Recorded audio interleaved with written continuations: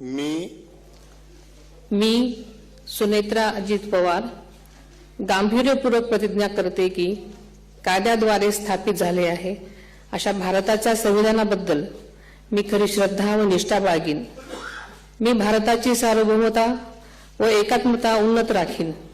मी महाराष्ट्र राज्याची उपमुख्यमंत्री म्हणून माझी कामे निष्ठापूर्वक व ससद्विवेक बुद्धीने पार पाडेन आणि संविधान व कायदा यानुसार सर्व तऱ्हेच्या लोकांना मी गांभीर्यपणे व निपक्षपातीपणे तसेच कोणाच्याही विषयी ममत्वभाव किंवा आकस न बाळगता न्याय वागणूक देईन।